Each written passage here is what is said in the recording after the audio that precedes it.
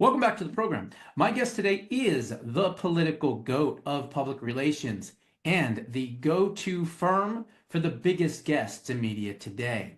His firm, Publius PR, has produced, promoted, or represented such names as Donald Trump Jr., Vivek Ramaswamy, Charlie Kirk, Kari Lake, Tulsi Gabbard, Alan Dershowitz, Robert F. Kennedy Jr., Pete Hegseth, and many, many more. He is the author of the Amazon best-selling book, The Woking Dead, and is now back with his brand new book, The White Privilege Album, bringing racial harmony to very fine people on both sides. Please welcome back to the show my good buddy, AJ Rice. AJ, how are you doing today, buddy? JB, great to be here. You know, big shout out to the very fine people. I know they're in this audience. Okay. Very fine people just delivered an electoral victory. So, you know, we love them here. They certainly did. On the good side. That's right. On the good side. Well, that brings me to my first question, because obviously during your introduction, I named a couple of people that, well, they're in the news right now. Let's face it, right? I mean, we've got RFK Jr., Health and Human Services Secretary. We've got Pete Hegseth, of course, Defense Secretary. We've got Tulsi Gabbard. We've got Vivek Ramaswamy for Doge. These are all people that you know and have worked with throughout the years. So let me ask you this first question. Have you talked to any of them since they have been nominated? What have those conversations been like? Well, it was off the record, but I have talked to a bunch of them. Okay. And of those four, I would also throw in Congressman Michael Waltz. We did a children's book with him. He's been nominated for National Security Advisor. And Sergio Gore, who is actually the co-owner with Donald Trump Jr. of Winning Team Publishing, has been named White House Director of White House Office of Personnel. So, you know, if you want to be the janitor at the White House, you're going to have to go through Sergio. You have to go through AJ. Yeah, well, yeah, maybe. So it's really not the Trump administration, it's the Publius PR administration. Well, it's definitely the Publius cabinet that's unfolding. And look, I'm a humble servant, right? I mean, we for the last decade or more, we have been providing great content to great shows like this and many others. We've worked with a lot of talented people. When the OG came down the golden escalator, you know, the board was kind of reset. And in my world, and I'm in Washington, D.C., in the swamp. I live in the sewers here beneath the swamp. I'm actually, the sewers are cleaner than the swamp. Swamp row? Yeah, I'm the subterranean homesick alien down here below the ground. And I will tell you what happened was, and this is a story, a book that I will write someday, is a lot of the PR firms in D.C., they threw in with the establishment. They threw in with the Never Trumpers, right? They were willing to wait it out. Well, here we are. Here we are. 12 years later, you know, you're going to get 12 years of Trump instead of 8. You know, and if you go all the way back to 2015 when he started and came down the escalator, they were willing to wait it out, or they started cutting deals with some of the disgruntled a-holes that were coming out of the Trump White House, right? Like Scaramucci, or, you know, the mustache, or, you know, Jim Comey. So the field was kind of cleared, and it provided a space for Publius PR to operate. And for the last decade, we have been working with one deplorable after another. We had no idea whether we were going to be rewarded, including you. And the funny thing happened is that we started acquiring all these Trump people. And at the same time, your publisher of your book, which is great, everyone should get a copy for Christmas and Hanukkah, right? Or Kwanzaa, right? The made-up holiday that was made up by a serial rapist. Yeah, well, and Kwanzaa's in my book. And I will tell you, and the only people that celebrate Kwanzaa are white liberals at the humanities department. But I'll tell you, your publisher has a great relationship with RFK Jr. and his world. So I started working with that world while I was working with Trump world. And the funny thing is, in 2023, the people that noticed, you know how to put these things together. Now, I can talk about it now in hindsight, but for all of 2023, either directly or tangentially, we were working with Donald Trump and Donald Trump Jr. We were working with RFK Jr. and not only his publishing house, but we also do the media for his super PAC. And then we were hired, and this is the only campaign we actually worked for. We were hired by Vivek's presidential campaign. So I had all three of them going at the same time. I was the general manager of the Dodgers, the Yankees, and the Red Sox all at the same time. There and you for go. people that were clever enough to see it, I would get a message. Hey, wait a minute. What's going on here? I said, look, Publius PR is open for business for almost anyone if they're willing to try to save this country from both wokeism and globalism, because that's what my two books are about. And I write them in a humorous way. Now, as far as the cabinet goes, Hegseth, Tulsi, Waltz, RFK Jr., and Vivek, I have spoken with some of them. Trump, look, if Lincoln was the great emancipator and Reagan was the great communicator, Trump is the great disruptor. Yes, he and is. He's quite frankly the greatest disruptor, in modern times, even more so than Reagan. And here's the thing. Every one of these people he's nominated are disruptors also. Mm-hmm. And they're being sent, in some cases, into the places that hunted them. Exactly. Now, Gaetz had to pull out, but DOJ was hunting Gaetz. But with Tulsi and with RFK Jr., they're being sent in as disruptors. Make no mistake. Make no mistake. So look, here's what we have to understand. Trump loves a spectacle. He loves it. He lives for a spectacle. So he's not just giving people jobs or rewarding loyalty. He's casting a movie, and it's going to be your movie for the next 4 years. There you go. Okay? I love it. And that's what you're getting. And, I like to think of Publius PR as being at the center of the MAGA cinematic universe, right? So you are the writer, producer, director, cinematographer, right? What do you call them? A giffer or whatever the different parts are, right? You're pretty much all of that. And see, that's the thing that people don't understand that might be watching this or follow me or watch my show for so long, is that you are one of the key players behind the scenes. You're usually not in front of the camera, and you only started recently writing books, because you're usually the mover and the shaker behind the scenes. And we've known each other, 10, 12 years? Yeah. Who knows how long it's been? It's been a while. But I want to ask you this question.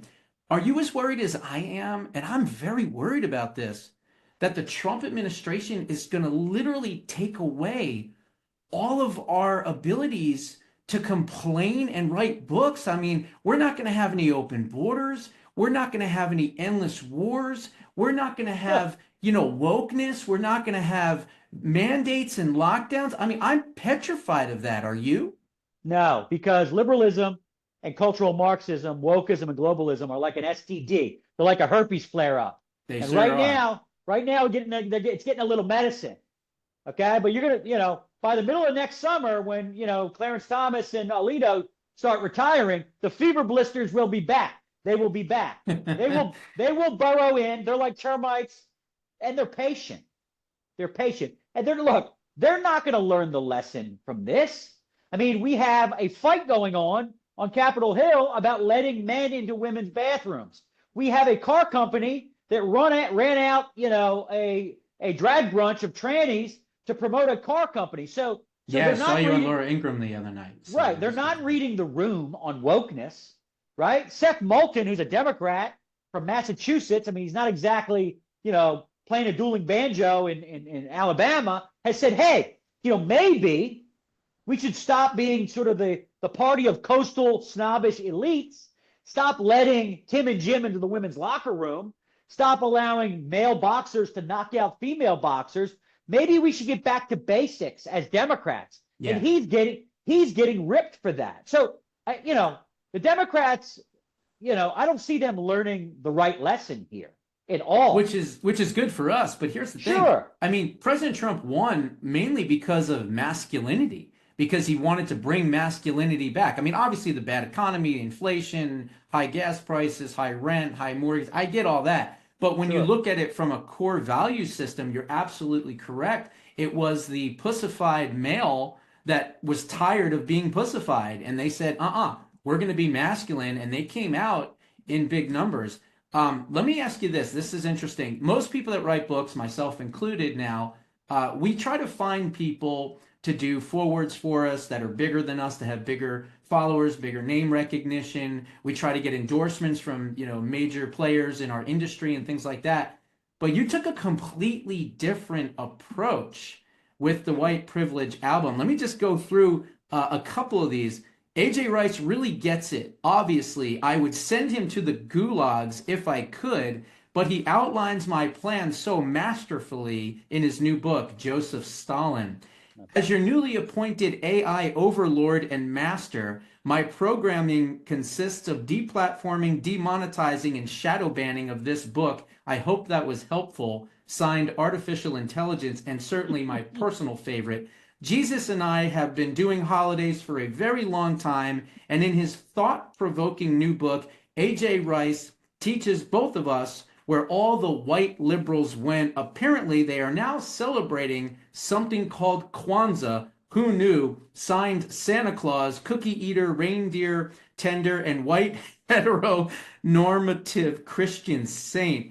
I got to ask you, are you getting blowback? Are you getting threats? Are you getting death threats? Anything happening from all that? Well, I did get an endorsement from Hamas, and it was just simply, and it's on the interior of the book, but just simply buy one book, get fatwa free, right? I will talk about Hegseth here for a second. I had a text message exchange with him recently, and he was laughing about some of the blurbs in the book.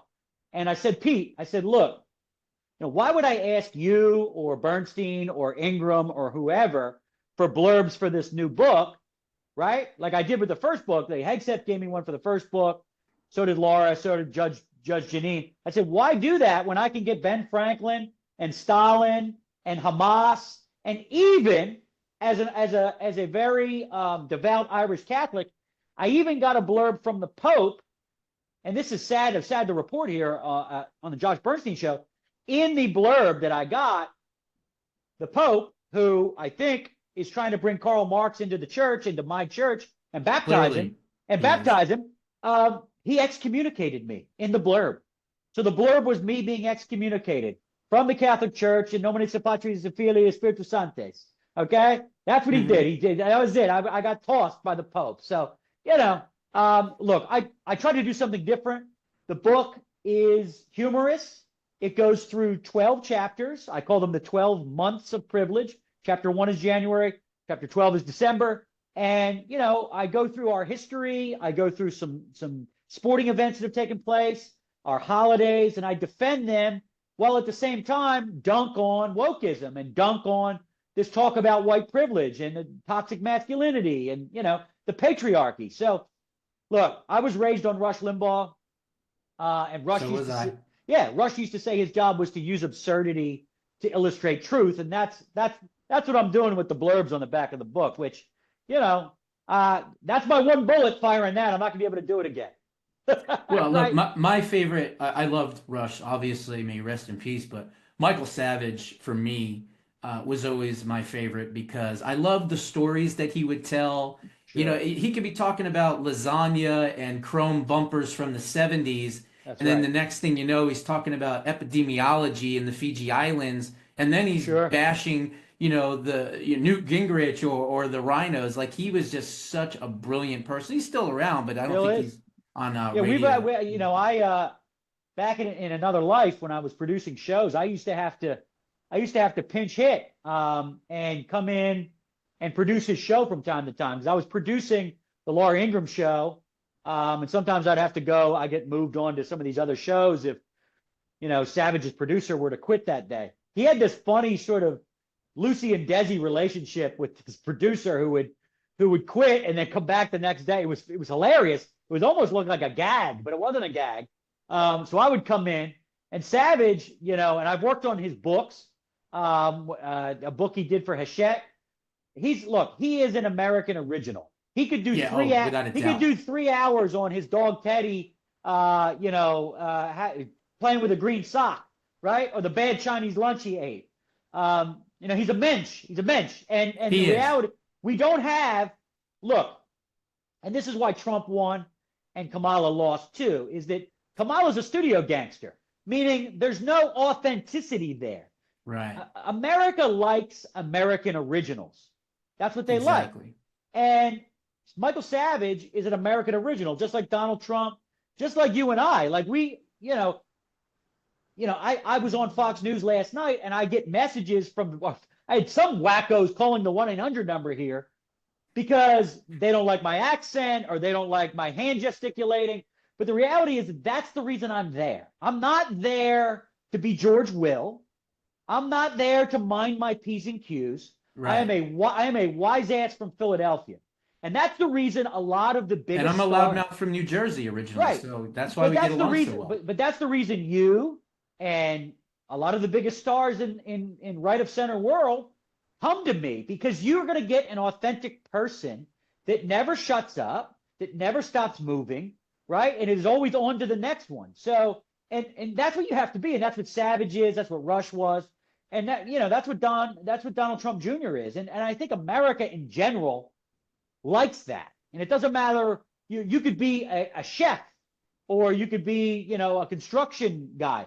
If you're authentic and we can tell you're not being a phony, then, the meritocracy will lift you.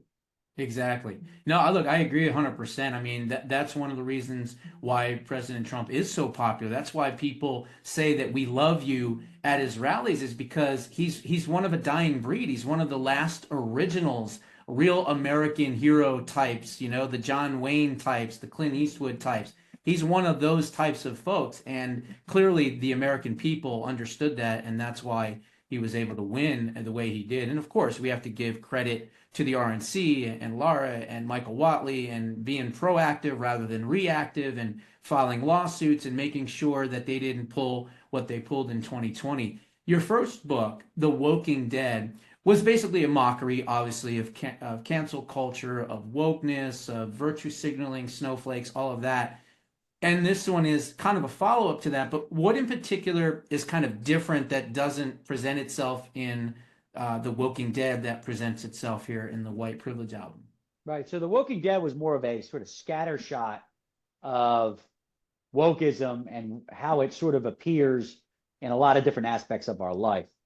With the White Privilege album, I'm dialing in on, some of the race hustle that is associated with cancel culture and the 1619 Project and, the social justice warriors. But, when I was doing the tour for the Woking Dead, and sort of drilling down on some of these topics, the race element of what the left pushes is really the, other than maybe the trans mafia, these two things are the most sort of, noxious. And so I wanted to go through some of that. And one of the reasons the subtitle is Bringing Racial Harmony to Very Fine People on Both Sides is because the Very Fine People hoax, I can't believe it, it's been almost 10 years now since this thing was uttered. It's been that long. Yeah, and it's still Crazy. making appearances. This is insane. It shouldn't be. Even when I was putting it in there, I'm like, are people going to remember? Are people going to remember this? Next thing you know, it's coming out of Biden's mouth at the debate. It's coming out of Kamala's mouth at the debate. Barack Hussein Obama, the half white guy from Kansas, is saying it everywhere. So, and it's been debunked, not just by Bernstein and Rice. It's been debunked by their own people. It's been debunked by Michael Rappaport, by Snopes, by Bill Maher, by Major Garrett at CBS News. It's been debunked, and yet they continue to say it. But it was that's what communists do, right? Say a lie long enough, eventually people will believe it. Well, but here's the thing. It was the foundational lie of the Trump is a racist narrative. Right. And now we've been listening to this for 8 years. And there's been other ones, losers and suckers and some, so these other things that they take out of context. I mean, the perfect phone call, right? Which was the second impeachment. But this is what they do. And they latch onto these things. They pay these people here on K Street millions and millions of dollars to come up with this pedantic nonsense to just repeat like circus seals. So for me, I wanted to dive into some of the race stuff, not just the stuff that's funny, like math is racist and Alzheimer's is racist, but when you hear the term white privilege, what the left is talking about, and I'm kidnapping the language back from them, is they're talking about Western civilization, really. Right. They're talking about Greco-Roman, Judeo-Christian civilization. They can't stand it. They hate it. It's got to go away so that what can be can become unburdened by what has been. And that's well, you know what that's all about, right? Sure. That whole unburdened by thing. It comes Marxism. from the Chinese Marxist tradition of the four Stone cold Maoist. Yeah, absolutely. And they hate it. That's why when the George Floyd thing happened and they went after the Confederate statues, and that's what the Very Fine People was about. And that's what Trump is saying if you read the transcript. He goes, okay, you came for Robert E. Lee. Who are you coming for next? You coming for George Washington? He owned slaves. Are you coming for Jefferson? He owned slaves. You and I know they weren't going to stop with the Confederate generals. They went on to the Union generals, and then they came after Churchill and Christopher Columbus and everybody else, right? They even took down a statue of you in Arizona. So the reality is that they're after that. What else? Well, they're after the middle class. They can't stand the middle class, right? They have to crush it because they want to make us all peasants so that we wait in line, so that we're in Kamala and Barack's line, where, an abortion in every pot, a turkey in every pot, because they know that places that have middle classes never have communist revolutions. Exactly. Right? So they know that. And then the third thing is the nuclear famine. And we know they hate that because Black Lives Matter put it on their website. It was right next to their love letter to Hamas. The nuclear family was some construct of white privilege, of white supremacy, right? Amazing. So these three things are the three things that they're after.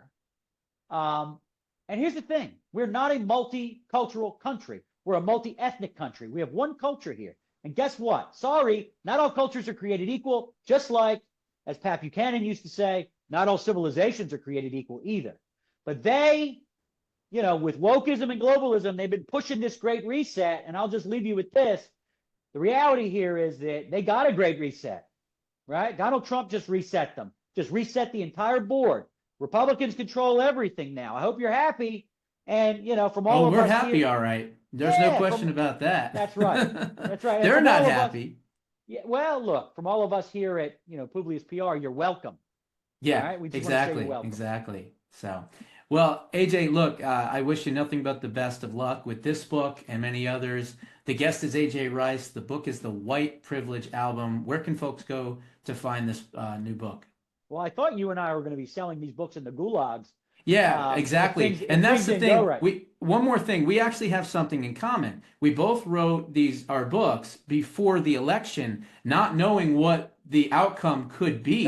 And who knows what could have been. I mean, the things that I put in this book, especially against China and the deep state and everything else, I mean, if he didn't win, I'd be looking for 24-hour security, no question about it. That's right.